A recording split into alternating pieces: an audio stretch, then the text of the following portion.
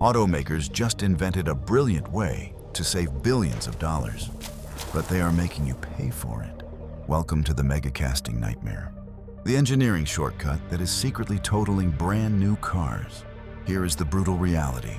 In the past, if you got rear-ended at 5 miles per hour, you replaced a $500 bumper. It was cheap and it was fast. But today, companies are using massive Giga Presses to cast the entire car frame as one single piece of metal.